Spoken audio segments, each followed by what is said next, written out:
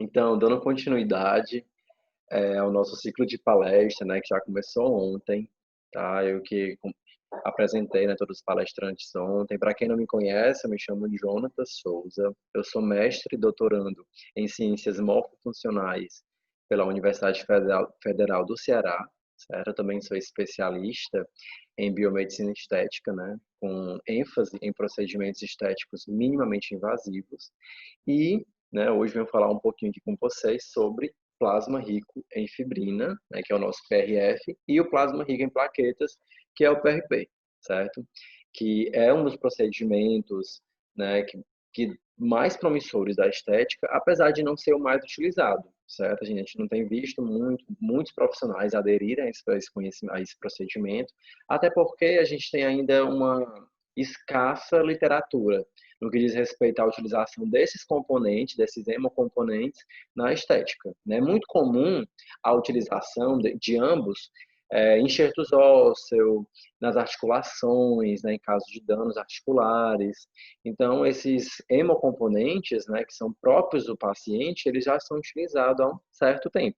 Tá? Mas, na estética, o uso ele vem ganhando cada vez mais ênfase de uns tempos, né, de uns 10 anos para cá, certo? Então, para quem não sabe, né, o plasma rico em fibrina e o plasma rico em plaqueta, eles são hemocomponentes, derivados do sangue, certo? Sempre que a gente faz uma coleta de sangue, a gente observa lá, né, o sangue, ele é homogêneo, ele tem uma única fase, né, quando a gente está sempre agitando, ele se apresenta vermelho, né, como a gente conhece, quando ele tem algum sangramento, algum tipo de corte, a gente identifica lá o sangue como sendo vermelho. Mas a gente sabe que, na verdade, o sangue, quando em repouso ou quando em centrifugação, ele vai apresentar duas fases, né, que é exatamente essas. Ó. A gente vai ter aqui, como apresentado no slide, uma fase que vai ter as nossas hemácias, certo? E a fase onde nós temos aqui o nosso plasma, certo? O plasma, ele é um componente, certo? Que ele fica aí a parte líquida do sangue. No plasma tem nutrientes, tem fatores de crescimento, tem leucócitos, tem plaquetas, certo? Então, a gente exclui as hemácias da aplicação e aplica apenas o plasma. E a gente vai ver aí a diferença, né, entre o plasma rico em fibrinas e o plasma rico em plaquetas. A principal diferença de ambos é a obtenção desses materiais, né, a forma como a gente vai obter. Para obter o plasma rico em fibrina, a gente precisa de um tubo sem anticoagulante, certo? Que a gente vai ter aí a ativação da fibrina, ok? E é até interessante, né, quando a gente trabalha com PRF, trabalhar mais rápido, porque a fibrina, ela se retrai logo após a flebotomia, na extração de sangue do paciente. Até porque, naturalmente, o sangue, quando ele sai do organismo, ele tende à coagulação. Então, a gente precisa trabalhar um pouco mais rápido. Já que o plasma rico em plaquetas, a gente utiliza o citrato de sódio, né, um anticoagulante, né, o tubo azul, para a obtenção desse hemocomponente. Logo, a gente tem um tempo maior de trabalhar com ele. Agora, a aplicação ela difere um pouco, vai depender do objetivo que você busque, mas de uma maneira geral, ambos apresentam fatores de crescimento, que são importantes aí para a formação de novos vasos sanguíneos, para dessa forma assim chegar mais nutrientes, tá, no tecido que a gente for aplicar. E no caso a gente está falando de estética, né? A gente está em uma aplicação aí subcutânea, a gente aplica com cânula numa camada mais de hipoderme. Então, dependendo do que a gente vai trabalhar, do objetivo que a gente vai ter com o PRP ou com o PRF, a gente escolhe um ou outro, certo? Na prática, o que eu vejo sendo mais usado é o PRF. E mais na frente vocês vão descobrir o porquê, certo? Então, eu vou passar aqui o slide.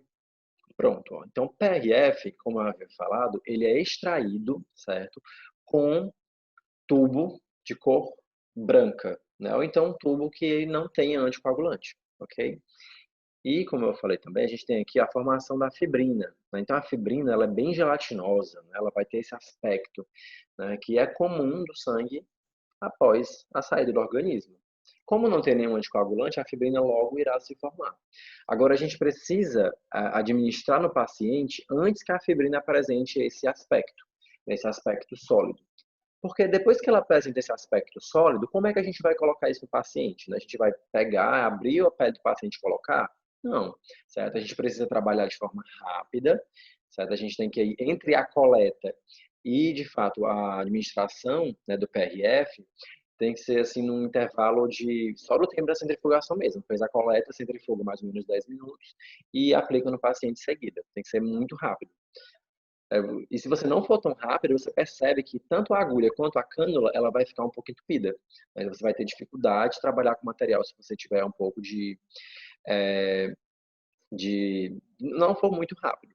O que eu aconselho é que se você precisar uma grande quantidade de volume de PRF, que você faça coletas aos poucos. Digamos que você quer fazer, sei lá, 4 tubos. 4 tubos é geralmente a rotina que eu adoto quando vou trabalhar, certo? Então, 4 tubos eu consigo rapidamente administrar isso no rosto do paciente. Se, por um acaso, eu precisar de mais de 4 tubos, eu utilizo os 4 tubos, faço uma nova coleta e depois centrifugo e faço novamente a administração no paciente. Porque, como eu havia falado, a fibrina vai apresentar esse aspecto sólido e ela entope tanto agulhas quanto também cânulas. Principalmente agulhas, né? Que a gente utiliza a agulha 30G para administrar, pode administrar também com a agulha de Lebel. Então, quando ela forma esse aspecto mais sólido, não dá mais trabalhar com PRF, ok? Para esses casos, eu aconselho utilizar o PRP, quando você quer administrar grandes volumes e tem um efeito mais de bioestimulação, certo? A fibrina, quando ela forma quando ela está dentro do paciente dessa forma, porque ela vai ficar dessa forma dentro do paciente, o que é que vai acontecer? Ela vai dar um volume. Então, esse aspecto sólido vai ficar dentro do paciente e ele vai ficar um pouco volumizado. Vocês vão ver lá mais na frente a foto, né, de um paciente modelo que eu coloquei aqui na aula para vocês, né, terem uma ideia de como mais ou menos fica. Agora sim, quando a gente quer o efeito preenchedor do PRF, é interessante alinhar a expectativa com o paciente, porque esse efeito preenchedor do PRF ele não fica como o efeito de ácido hialurônico, por exemplo, tá? Eu até costumo sempre que eu acho necessário alinhar como um preparatório para o preenchedor. Porque quando você prepara a pele do paciente com PRF, o preenchedor tende a durar mais tempo, certo? Eu tenho observado muito isso na prática, né? Que ele dura mais tempo, certo? E também eu já li alguns artigos, né? A literatura bastante vasta, que os preenchedores dérmicos tendem a durar um pouco mais com o PRF, porque o PRF vai ter fatores de crescimento, que a gente vai explicar mais quais são os fatores de crescimento, quais são os benefícios, e deixando a pele preparada para receber a volumização com o ácido hialurônico, ok? Então, assim, se você pega uma pele desvitalizada, uma pele muito flácida, uma pele muito envelhecida ou muito exposta ao sol, você pode começar com o PRF, a essa volumização, tá? Até porque o PRF, como tem muitos fatores de crescimento, inclusive fatores de crescimento para fibroblastos, a gente vai ter uma intensa produção de colágeno e elastina, certo?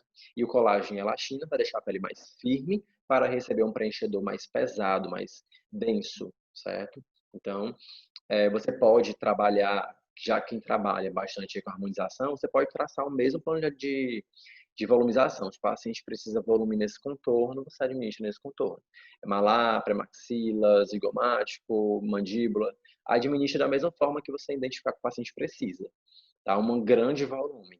Mas não exclui você realmente administrar até em leque aqui nessa região, você vai aplicando, você faz apenas um único pertuito, você vai administrando, né, para o efeito bioestimulador, né, que o plasma rico em fibrina também é benéfico, tá? Aí assim, trabalhar com plasma rico em fibrina com agulha, eu não aconselho tanto, né? Como eu havia falado, a gente tem aqui essa solidização, né? Fica muito sólido, desculpa, fica muito sólido e acaba que a gente não consegue trabalhar muito bem com agulha, certo? Se você quiser um efeito semelhante ao Skin Buster, ou você quer trabalhar com terapia capilar, é interessante utilizar o PRP, certo? Que ele não vai ter esse problema de retração de fibrina, não vai entupir a agulha, você não precisa de tanta agilidade, você consegue trabalhar bem, né? Geralmente, quando a gente trabalha com um efeito parecido com o Skin Buster, a gente divide a face por vários pontinhos, e acaba demorando um pouco mais, né, a infusão, né, do material no paciente. E no capilar da mesma forma. Então, você trabalhar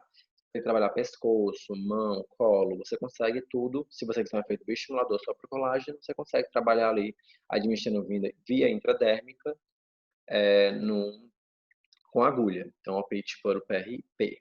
O PRF, só para a gente seguir à frente, né, eu aconselho mesmo quando você quer um efeito volumizador, ok?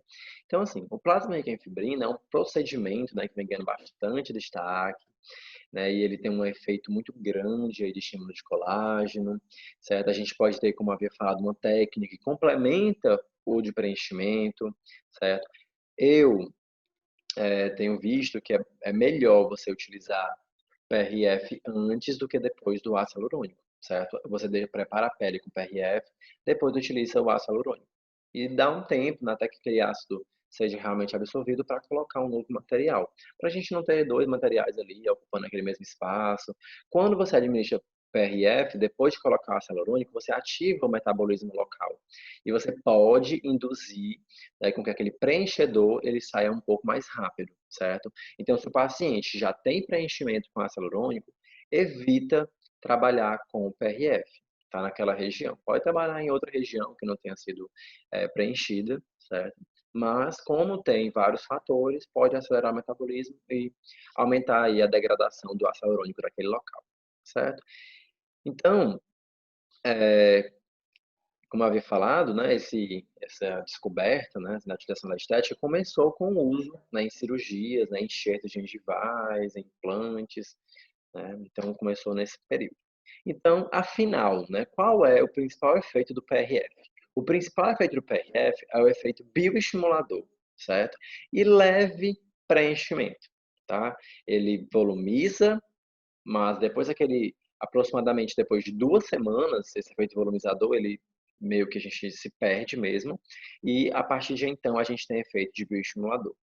A gente tem vários artigos na literatura mostrando que o efeito, né, que quantidade de tempo daquele colágeno que foi formado pode durar 2 anos, da mesma forma que o efeito de bioestimulador dura, né? Então, os efeitos das aplicações com PRF e PRP, eles podem durar por 2 anos, o benefício de colágeno que a gente teve, ok? O que é, né, que tem dentro do PRF que torna ele tão benéfico, né, que torna ele tão bioestimulador? Só para reforçar mesmo, a gente tem aqui os fatores de crescimento, tá? Apesar da gente ter inicialmente, né, quando a gente separa ali o sangue, uma quantidade menor de plaquetas, até porque a obtenção difere um pouco, há também uma quantidade de plaquetas no PRF, certo? É bem menor, claro, mas a gente tem uma quantidade muito mínima de plaquetas e a gente também tem uma mínima quantidade de leucócito. E ambas essas células, né, esses componentes sanguíneos, que a plaqueta não é uma célula, é um componente sanguíneo, ela é capaz, né, de liberar fatores de crescimento. Não é à toa que quando a gente tem um corte, a plaqueta, ao se ligar ao local da lesão, ela libera fatores de crescimento, certo? Para, a partir daquela liberação, acontecer algo naquele local, né, que sofreu uma injúria. Então, quais são esses fatores de crescimento? Nós temos o PDGF, né, que é o fator de crescimento derivado de plaquetas, né, que ele tem um efeito aqui mitogênico, quimiotático, promove a angiogênese e ativa o TGF-beta, certo? Um ponto bastante importante, né, desse efeito bioestimulador como descrito aqui, né, promove a angiogênese. Esse efeito, né, de produzir novos vasos sanguíneos é benéfico porque quando a gente tem mais vasos sanguíneos na pele do paciente, mais sangue chega até o rosto daquele paciente, maior a chance de mais nutrientes também chegarem até aquele fibroblasto depois de ser ativado, porque a gente tem até também aqui, ó, fator de crescimento de fibroblasto, que é o FGF, e, e o fibroblasto, tendo condições nutricionais para de fato ter o seu efeito, ele vai produzir muito colágeno, muita elastina, certo? Que é a função do fibroblasto. Né? Que colágeno é tudo que uma pele precisa, né? Principalmente quando a gente trabalha aí com uma pele que a gente quer prevenir o envelhecimento ou já atuar num efeito anti-aging, certo? A gente também tem aqui outros fatores de crescimento, como crescimento endotelial, fator de crescimento endotelial vascular, certo? Que, de uma maneira geral, a gente vai ter aqui uma boa regeneração, né? A gente vai ativar bastante aqui efeitos do fibroblasto, certo? O fator de crescimento epitelial, né, ele ajuda na síntese de colágeno também, né, então ele favorece aqui o fibroblasto, certo? E Quando você quer utilizar ele para, sei lá, um enfermeiro estomoterapeuta, ele também pode utilizar para o tratamento de pele e lesão, né, em algum tipo de lesão que tenha no organismo do paciente. Então, de maneira geral, como vocês puderam observar, a gente tem o efeito, né, bastante mediado pelos fatores de crescimento, fora os nutrientes que o plasma tem. Então, o plasma faz parte do sangue, o sangue, uma das funções dele é levar nutrientes para todo o organismo, então nós temos muitos nutrientes no plasma, certo? Aqui é uma foto, né, uma histologia, mostrando como, de fato, é um coágulo de fibrina, certo? Esse coágulo leucoplaquetário, ele vai estar aqui, ó, bem, né, rico aqui em plaquetas, em fibrina, tá? Então, ó, essa rede aqui que a gente está vendo aqui nessa imagem, ela vai dar um certo volume após a sua administração na pele do paciente, ok? E outra coisa, né, esses leucócitos que estão aqui, as plaquetas que ficaram também associadas na fibrina, elas liberam ainda mais fatores de crescimento. Então, nem todos os fatores de crescimento estão associados ao plasma em si, e sim aos componentes que estão no plasma rico em fibrina, que também tem leucócito e plaquetas. E ambos esses componentes liberam fatores de crescimento que a gente já viu no slide passado. Isso aqui é uma microscopia eletrônica, né, que a gente mostra aqui um coágulo que tem hemácias. O ideal é que não existam hemácias. É importante haver aquela separação bastante com atenção, porque caso a gente administre uma quantidade muito grande de hemácias, o que, é que vai acontecer? A pele do paciente, após a administração, ela vai ficar vermelha, naquele aspecto como se fosse um edema, né? Uma pancada que ele teve, um hematoma, certo? Então é interessante a gente fazer bem essa divisão. Quando o plasma rachar bem próximo das hemácias, não aspira mais aquele componente, porque senão você vai administrar hemácias, dentro das hemácias tem hemoglobina, e esse componente ele é vermelho. E vai demorar um certo tempo, certo, para a gente ter aí uma remoção do pigmento. Então, o paciente ele pode ficar todo edemaciado se você não tiver cuidado. Fora que você, se você pode administrar com cânula, você já pode ter alguns traumas pela própria administração. Então, se você colocar ainda mais hemácias, pode ser que complique um pouco.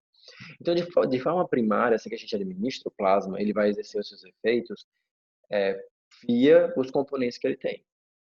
Após esses fatores de crescimento, se forem realmente chegar no organismo e for ativado, ele vai recrutar células inflamatórias, vai recrutar macrófago, então vai começar outro ciclo após. Então, esse ciclo, né, de estimulação, de bioestimulação, ele vai durar cerca de 2 semanas, certo? Aproximadamente como se fosse um estímulo, né, de uma lesão aguda, certo? Mas tudo bem controlado, certo? E lembrando, né, eu nem dei muita ênfase para isso. O sangue que a gente vai estar trabalhando é o sangue do próprio paciente, tá? A gente faz a coleta do paciente e centrifuga e depois devolve para o mesmo paciente. Interessante não marcar mais de um paciente. Se tiver, sei lá, 3 funcionários numa clínica, não é interessante os 3 utilizarem a mesma centrífuga, no mesmo horário. É interessante que haja, além da identificação do tubo, se a clínica trabalhar com outros procedimentos, cada profissional tem aquele seu horário diferenciado, para não ter um risco, né, de a gente trabalhar com o sangue, ter uma troca de amostras, certo? E, como eu havia falado, é importante o tubo ser identificado com o nome do paciente, semelhante com o efeito de exames laboratoriais, né? A gente tem o tubo com a idade, com os dados do paciente como um todo, certo? Então, para não trocar. Caso você troque, você está levando muito risco, porque o sangue daquele paciente, ele tem aqueles mesmos riscos de transfusão, por exemplo, tem micro-organismos, como vírus, né, HIV, pode ter, né, pode ter HIV, hepatite. Então, a biossegurança para a coleta é muito importante, certo? Do sangue do paciente, independentemente se for plasma rico em fibrina, plasma rico em plaquetas. Então, muita atenção quando vocês forem administrar, né, a amostra que vocês estão trabalhando, se é daquele paciente mesmo, para não ter nenhum tipo de problema, certo? E com os acidentes laboratoriais. Lembrando que nem todo profissional que trabalha na estética pode fazer coleta sanguínea, certo? Se não me engano, biomédicos podem, farmacêuticos e enfermeiros. O esteticista não pode, o médico pode, o dentista não pode, certo? Então, se você não for habilitado para fazer coleta sanguínea, o interessante é contratar um profissional. Pode ser um técnico de enfermagem, né? Pode ser um técnico de laboratório que realize as técnicas. Geralmente, até para otimizar o tempo, você coloca um técnico mesmo, ele faz a coleta, ele centrifuga e já dá o material para você administrar, certo? Para não ter aquele, até para ser mais rápido, porque de repente, no período entre a coleta e a centrifugação, você pode estar atendendo outro paciente, né? Dependendo da rotina da sua clínica, ok? Aqui só vou demonstrar uma foto, né, da microscopia eletrônica, tá? De varredura de um coágulo de fibrina leucoplaquetária, que é exatamente dessa forma que fica dentro do paciente, certo? Após a aplicação do nosso PRF, tá? Então aqui é só um slide demonstrando, né, a capacidade, né, que fatores de crescimento, como o FGF2 e o plasma, né, o PRF, plasma de plaquetas e a fibrina têm de causar angiogênese, tá? Quando a gente olha aqui para o grupo que não foi tratado, há uma quantidade considerada quando a gente trabalha com PRF e quando trabalha com fibrina, né? Para comprovar que a fibrina tem esse efeito, certo?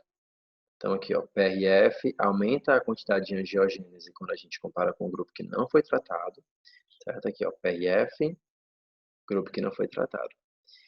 Professor, que é isso aqui, né? É a fibrina, gente. Ela tem um certo volume. Depois de um certo tempo, ela vai ser absorvida, certo?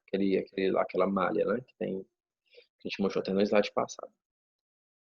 Então, realmente, um dos principais, né, benefícios que a técnica oferece é uma maior quantidade de vasos sanguíneos, né? E ao mesmo tempo, chegando mais nutriente, tem ativação de fibroblastos, tem macrófagos ali degradando colágeno que não está sendo já é um colágeno um pouco velho. Aquele ambiente inflamatório também pode causar uma destruição de colágenos que já não estão mais na sua capacidade total, certo? Então, assim, é muito benéfico. Então, assim, eu aconselho, né, se você... E, assim, não é tão impossível trabalhar, né, porque para trabalhar com PRP ou com PRF é necessário ter realmente esse aparato de coleta sanguínea e uma centrífuga, certo? Uma centrífuga que você consiga, né, centrifugar esse material dentro do laboratório, não pode ser fora, você não pode realizar aquela coleta fora, porque, como eu falei, o tempo tem que ser muito rápido, tem que ser dentro do ambiente ali realmente da clínica. Você não pode coletar fora, mandar preparar dias depois ou turno depois para administrar em outro, não, tem que ser dentro da clínica. Pronto, né? Então, ficou claro que o plasma rico em fibrina, ele é capaz de exercer um efeito bioestimulador e, ao mesmo tempo, né, um leve preenchimento.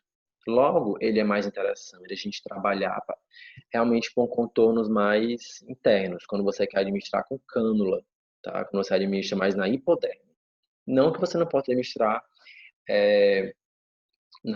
como se fosse um skin buster, por exemplo, né? Administrar isso subcutâneo. Você pode, mas fica mais difícil porque essa aplicação é com agulha, então você tem que ter uma agilidade um pouco mais rápida, mas também dá certo, tá? Mas, geralmente, quando a gente parte aí para um efeito mais bioestimulador somente, sem volumizador, quando eu quero aplicar uma camada mais superficial, eu aplico PRP, certo? Por conta que o PRP ele não tem volume, ele não vai formar aquela rede de fibrina, ele não vai volumizar. Por ele não volumizar, não formar aquela rede de fibrina, o paciente não vai ficar sentindo nenhum relevo na pele, porque ele pode apresentar algum tipo de relevo, né, com plasma rico em fibrina. Na verdade, muito pouco, né, que a fibrina não é sólida, certo? Então, PRP é bastante interessante usar na terapia capilar, quando a gente quer trabalhar aí com alopecia, quando a gente quer trabalhar com efeitos benéficos, né, ao couro cabeludo. E também um efeito bioestimulador na pele, no rosto, pescoço, mãos. Na estética, não é todo profissional que costuma trabalhar com PRP, certo? Geralmente o PRF ele é bem coringa, a gente consegue trabalhar com tudo nele, certo? Mas se você gosta, assim, os efeitos são muito parecidos, né? Porque em termos de componentes, gente, é muito parecido os componentes que tem no PRP para o PRF. Só muda que o PRP, ele é mais concentrado em quantidade de plaquetas, certo? Então ele vai ter aí fatores de crescimento um pouco mais aumentados, porque a plaqueta ela libera muito mais fator de crescimento. Então a gente difere um pouco, mas parece, tá? Parece muito. Até em termos de resultados, parece bastante. Então, ó, uma limitância também que a gente tem é que as plaquetas, após a centrifugação, quando a gente tem aqui um tubo de sangue, elas ficam exatamente nessa região, certo? A gente vai ter aqui um plasma, um PPP, que é o plasma pobre em plaquetas. Esse plasma aqui, o inicial, a gente geralmente não utiliza. A gente vai começar a utilizar quando chega mais próximo às plaquetas, porque a plaqueta ela fica próxima aqui de uma camada chamada de bafo coat, que é uma camada leucoplaquetária, certo? Essa camada aqui que é realmente a gente tem um plasma rico em plaquetas, certo? Então, assim, é necessário de uma quantidade, um volume maior de sangue para a gente ter um plasma realmente rico em plaquetas, certo? Então, assim, por isso que assim, a gente vai ter que precisar tirar um volume maior de sangue do paciente. Até porque o perfil de paciente que procura a estética, ele não é aquele perfil que quer ser furado, né, que quer tirar sangue. Então, por isso que o PRF ele é mais interessante, porque a gente consegue ter um volume maior de material e realmente tendo, né, o PRF, plasma rico em fibrina. O plaquetas, essa camadinha aqui, ó, então é muito pouco plasma que a gente vai ter. O PRP, ele é mais utilizado para realmente enxerto ósseo, gengival, né, em lesões até mesmo articulares, ele é mais utilizado para esses fins, tá? PRF, ele é o mais utilizado mesmo na estética avançada. Aí, assim, é importante, né, até em questão de legislação, vocês conhecerem se podem ou não trabalhar. Certo? Tem alguns profissionais, né, que são formados em estética. É muito importante conhecer, até porque vocês podem um dia fazer uma graduação em outro curso. Tem até um público muito grande, né, que busca biomedicina, farmácia, exatamente por conta da estética, certo? Mas vocês não, infelizmente, não podem estar aplicando. Professor, a gente pode utilizar plasma rica em fibrina impressurizada? Né, porque eu já recebi essa pergunta, tá? Olha, a aplicação ela vai acontecer. Agora, eu não acho tão interessante, não sou a favor, né, muito da utilização da, da pressurizada, né, pela lesão que ela causa, certo? Então, não acho tão interessante, até porque também vocês não podem trabalhar com hemocomponentes, vocês não têm graduação na área. Não é que não possa, mas mesmo que possa, é realmente interessante só profissionais que têm habilitação e estudam hemocomponentes na graduação. Então, né, então, infelizmente, para essas questões aí da estética, é um pouco complicado. Aqui só uma lâmina, né, mostrando a quantidade, né, de plaquetas em um plasma rico em plaquetas, ó. Todos esses pontinhos aqui corados com o corante, né, da hematoxilina, são plaquetas, ok? E aqui a gente vai ter vários agregados plaquetários, né, no plasma rico em plaquetas, por conta, né, geralmente, da centrifugação. Então, aquela plaqueta que está naquele sangue disperso, como nesse, ele vai se juntar lá no finalzinho e dar aqui a origem ao plasma rico em plaquetas. Uma coisa também interessante é que o plasma rico em plaquetas, geralmente, ele vem com mais hemácias, é pela proximidade, ele é muito próximo da camada de hemácias. Então, se você for trabalhar, é interessante administrar com uma camada um pouco mais, num local onde você não consiga ver naquele... No rosto não é interessante porque você acaba, como é que posso dizer, identificando a presença de hemácias. Tá? Então tem que ter cuidado também com isso. E com relação aos fatores de crescimento, né, a gente tem fatores de crescimento semelhantes, né? Nós temos aqui TGF-beta, que é um fator de crescimento beta, né, a origem aqui das plaquetas, ele estimula a proliferação de células mesenquimais, regula a mitogênese, ativa, né, fibroblastos, osteoblastos também, regula a síntese de colágeno e secreção de colagenase, regula efeitos mitogênicos, enfim, né? Há todo um efeito, né, de todos que a gente vai identificar aqui, de maneira geral, para a gente não ficar detalhando cada um, para não ficar muito extenso, né, que são uma palestra de 1 hora, está quase dando nosso tempo, todos vão ter uma ação bastante considerada a nível também de fibroblasto e da síntese de colágeno. E a gente vai ter também fatores, né, como por exemplo, o fator de crescimento endotelial, né, o VEGF, que estimula a angiogênese e permeabilidade dos vasos, certo? Quando a gente tem angiogênese, esse termo, ele é utilizado, né, quando a gente quer dizer que aumentou o número de vasos naquele local, certo? Aumentou o número de capilares. Então, se aumentou mais vasos sanguíneos, a gente tem mais sangue chegando naquela região, mais nutrientes chegando naquela região, ok? Então, é... e a gente tem outras funções aqui também, que a gente não vale a pena ressaltar, porque já é mais para o uso não estético, né? Osteoblastos, também articular, enfim, certo? Então, de uma maneira geral, tanto o PRP quanto o PRF tem todos aqueles benefícios por conta dos fatores de crescimento, certo? Que a gente muitas vezes manda manipular, né? A gente manda manipular para fazer uma terapia capilar, por exemplo. E a gente consegue fazer isso com o próprio plasma do paciente. Agora, uma coisa interessante que eu tenho para falar para vocês é uma reflexão, na verdade, né? Não tem estudos, não tem muitos estudos para estudar a qualidade desse plasma, mas será que pacientes que não se alimentam muito bem, né, que não dormem muito bem, né, que, enfim, muitas coisas estão em débito aí na saúde desse paciente, será que ele tem um plasma realmente com muitos nutrientes, com muitos fatores de crescimento, é uma coisa muito controlada, ou ele tem muito estresse oxidativo, ele tem muitos radicais livres soltos aí, né, por esse organismo. Então é interessante, né, que o paciente seja um paciente que não que tenha alimentação interessante, sono interessante, porque aí sim esse plasma ele vai ter uma influência mais benéfica e realmente exercer todos esses efeitos, né, no paciente que a gente está trabalhando. Outra coisa interessante é que a gente também tem a hemoterapia, né, que é a utilização do sangue total. Geralmente a gente tira sangue do paciente e administra na intramuscular, um pequeno volume, tá? E por se tratar de algo interno que está sendo injetado em outro local, existem também estudos e controvérsias que falam que o uso em excesso, né, de hemocomponentes, tanto da hemoterapia ou até mesmo a utilização de plasma rico em fibrina, a gente pode ter um risco de indução de doenças autoimunes, tá? Porque é como se a gente estivesse colocando aquele mesmo material o tempo todo no paciente. Então, assim, quero resumir falando sobre isso, né? Que tudo é para ser feito como um tratamento. O paciente não pode fazer esse tratamento toda semana. Ele não pode fazer isso por toda a vida dele, certo? É importante seguir aquele plano de tratamento. O paciente ele vai fazer hoje, sei lá, 5 aplicações com intervalo de um mês ou de 15 dias e vai repetir esse tratamento depois e aplica, sei lá, o preenchimento e depois de um tempo ele vai aplicar novamente. Não é interessante estar sempre administrando isso no paciente, não.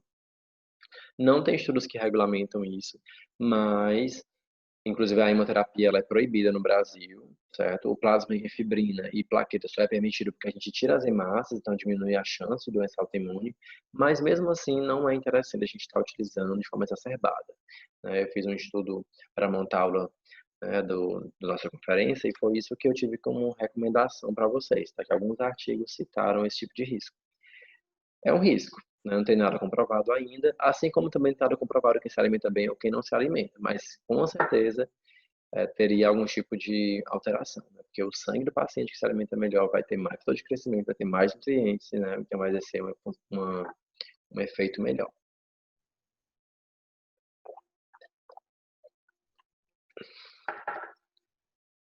E o preparo, como é que ele é feito? A gente coleta, né, cerca de 10 ml e centrifuga por 10 minutos por 3.000 RPMs. Muitos locais diferentes, vamos dizer que é um pouco mais, um pouco menos, em tanto de tempo quanto também de rotação da centrífuga, certo? Mas geralmente eu utilizo esse, tá? 10 minutos, 3.000 RPM. Para o PRF é interessante, né? Com certeza a gente ter ausência de anticoagulante, porque senão a gente vai ter, na verdade, uma não retração muito grande de fibrina, por conta da presença de anticoagulante, certo? E a presença de anticoagulante vai gerar, na verdade, o plasma rico em plaquetas.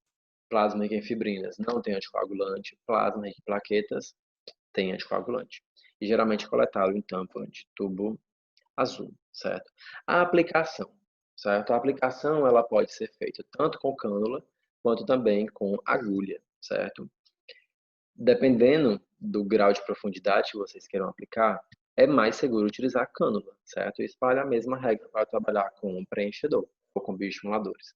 A agulha, por ter um poder de corte muito maior, ela pode perfurar vasos, ela pode... Você não consegue controlar muito bem a profundidade da aplicação, então eu aconselho trabalhar mais com a cânula. Professor, se eu administro o plasma rico em plaquetas ou em fibrina dentro de uma veia, que o risco, né, das vezes a gente trabalhar com agulha ou com cânula ao invés de agulha no preenchimento, é de você entupir uma veia, caso você administre o preenchimento de ácido hialurônico em uma veia, certo? Ou artéria.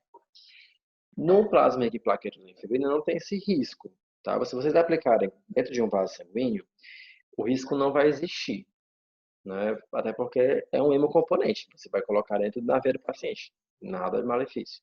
Mas você não vai estar aplicando na pele do paciente, que é onde você quer de fato aplicar, certo? Então é realmente interessante trabalhar e até mais prático, né? Você fura menos o paciente, você faz um botão anestésico, coloca a sua cânula, aí você consegue aí colocar nas linhas do bigode chinês, né, que é bastante interessante você volumizar essa região.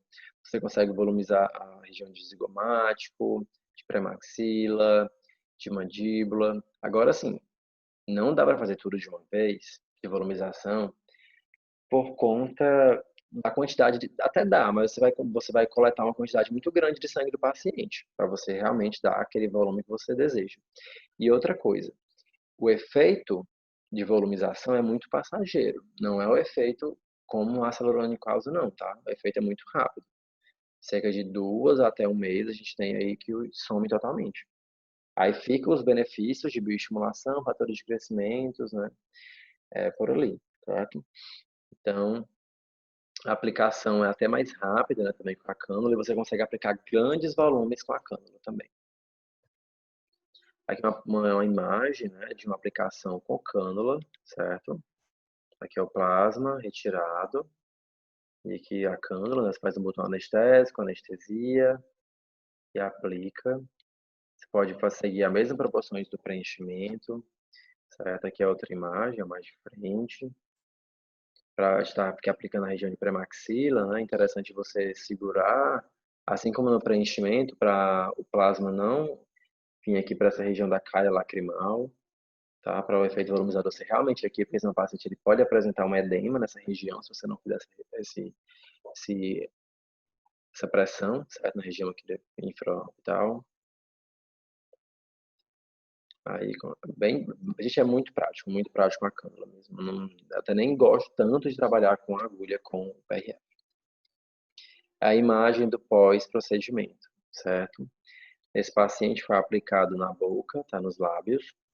Ó, nós temos aqui que existia uma volumização. O ângulo está um pouquinho, né, não muito favorável, mas a gente tem aqui, né, que aumentou tanto o inferior quanto o superior, de forma bem natural, certo? Mas, infelizmente, esse efeito, né, ele dura pouco tempo. Senão seria ótimo e até utilizar muito mais o PRF, porque é do paciente, ao invés de utilizar o ácido hialurônico. Então, não tem como substituir. Aí você pode trabalhar antes, né? Com certeza, vai aumentar a síntese de colágeno, deixar o ambiente mais favorável, né, para a aplicação do nosso lindo ácido hialurônico. Ok? Então, em termos de comparação direta, a gente tem que o PRF e o PRP, eles são parecidos com nossos bioestimuladores, tá? Apesar de que o bioestimulador, o efeito dele é muito maior de bioestimulação, demora muito tempo a ser feito. O PRP e o PRF rapidamente, né, ele sai. Aí você precisa aumentar o número de sessões quando você quer realmente um efeito considerável de bioestimulação, trabalhando com o plasma, né, do próprio paciente. De frente, né, nós temos aqui o paciente, ó, que foi bastante volumizado aqui nessa região de premaxila, tá? Bigode chinês também foi preenchido. E a boca, certo? Nesta sessão. Aqui é um vídeo, né? Um vidinho que mostra a aplicação na região dos lábios. A aplicação é semelhante ao preenchimento, tá, gente? Bem bem semelhante, você cria aí sua técnica, né? Como você vai aplicar, você tem que vencer lá você com a cânula, é bem semelhante, tá? E para trabalhar com agulha, você pode trabalhar também, a aspiração é feita diretamente com agulha, mas como eu falei, pode ter um certo entupir a agulha. Se você não trabalhar muito rápido, que a fibrina vai se formar e a gente não vai ter aí como aspirar quando ela já estiver bem formada, a agulha tem um calibre menor, certo? Uma coisa que geralmente acontece é de agulha ou a cânula entupir. E a gente sabe que uma agulha entupindo é beleza, né? Que o preço geralmente é menor. Mas quando a gente não trabalha rápido, a cânula entope. E a cânula ela custa lá 30, 20 reais. Então, se você não trabalhar rápido, aquela cânula ela vai ficar obstruída pela aquela rede de fibrina e você vai precisar trocar a sua cânula. Então, muito cuidado, certo? Trabalhem rápido e se vocês sentiram resistência, tentem aspirar, tirar aquele plasma, certo? Você pode devolver, né, para a agulha e retirar aquele plasma, aquela fibrina que se formou, mas aí você está perdendo componente, certo? Não sei se deu para entender, né, que quando a cânula entope, você aspira de volta, aí aquela parte sólida vai lá para a seringa, certo? Ou então para o tubo, e você consegue pegar uma região que ainda não tem formado a rede de fibrinas. Só que muitas vezes, quando chega a formar essa rede de fibrinas, a gente meio que perde, porque já foi formado e agora o plasma ele fica pobre em fibrinas. Então, cuidado também. Tem que, como eu falei, PRF trabalhar bem rápido. Outra coisa interessante, tá, até para encerrar nossa palestra, que já deve estar quase com o tempo esgotado, é, é a utilização tanto do PRF ou PRP depois do procedimento de microagulhamento. Tá? Então, o microagulhamento ele já exerce, né, a função de bioestimular, de ativar trombócitos, né, que são plaquetas, de ativar fatores de crescimento, né, de ativar fibroblasto, elastina, né, ativação de síntese de colágeno. Então, o microagulhamento já exerce essa função. E imagina quando você utiliza do microagulhamento e ainda utiliza o PRF por cima. Tá igual o drug delivery. Você faz a microagulhamento, né? Cria-se um canal para administração de cosmético ou do plasma de fibrina e você coloca o PRF aí após o microagulhamento. Então, é extremamente benéfico utilizar. Tá? É até a melhor fórmula que você pode ter de drug delivery. É trabalhar com plasma do próprio paciente, que é rico, né, em fatores de crescimento e também nutrientes, certo? Então, bastante interessante e relevante. Não só trabalhar na perspectiva de aplicação na pele, com agulha ou cânula, como também trabalhar aí com microagulhamento. E uma coisa que eu nem falei, né? A gente dá uma ênfase muito para o rosto, mas pode trabalhar com PRP e PRF também, em região de glúteo, para flacidez, para a região que tem muita celulite, para estria também é muito interessante utilizar, certo? Então a gente também pode estar utilizando para o corporal, certo? E após o microagulhamento, em uma estria na corporal, do mesmo jeito, pode utilizar. Então, se você quer um efeito bioestimulador, você pode trabalhar no glúteo, né? Você faz lá um xizinho e aplica, né, uma retroinjeção ali com a cânula para realmente maturar colágeno, elastina, fibroblastos da região de glúteo até de seios, né, que são regiões que geralmente perdem muita força, né? A fibra precisa ter muita força para segurar e a gravidade não ser exercida totalmente, certo? Então é muito, muito, muito legal também trabalhar com PRF para a região corporal, ok? E também com terapia capilar, certo? Então, a depender o grau de lesão que a gente pode ter aqui do microagulhamento, tá? Microagulhamento, gente, para você ter um efeito drug delivery, a agulha de 5, certo? 0,5 milímetros, se não me engano essa aqui, né? Acho que são todas aqui, não dá demonstrando o tamanho. Ela já é capaz de chegar até a derme papilar, certo? Então, ela já é capaz de exercer lá o efeito drug delivery. Então, não precisa utilizar um de 1,5, 2, não. 0,5 já é ideal para trabalhar no sistema de drug delivery, certo? Aqui, ó, esse grau de lesão aqui. Você não precisa causar tanta lesão no microagulhamento, tá? Então, você pode aqui... Depende muito do que você for trabalhar, na verdade, né? E mais 0,5 já é o suficiente para ter efeito aí de utilizar lá o drug delivery com o PRP ou PRF. Em termos, né, de Aqui só são estudos, né? Aqui eu quis colocar uma controvérsia. O que é melhor, o plasma rico em fibrina ou o plasma rico em plaquetas? Nesse estudo, né, que averigou a migração, né, de células, ele foi visto que o PRF ele consegue ter um efeito melhor, né? Ele consegue ter mais efeito, né, de migração de células, de fibroblastos, certo? Então ele consegue dar mais em síntese de colágeno do que o PRP, ok? Bem como aqui nós temos aqui também o número de células, certo? Que é muito maior, né? Aqui a gente tem aqui a adesão, né? Adesão de células e também de proliferação de células, estava lendo errado. Nós temos que é maior, né?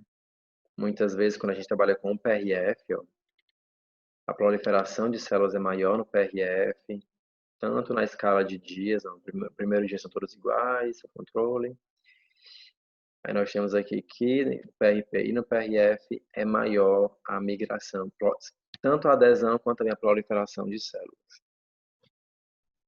E as perspectivas, né? É realmente trabalhar com esse material para reparação de tecidos, para quem é da estética, uma pele, trabalhar aí com capilar, com pele, com estria, celulite.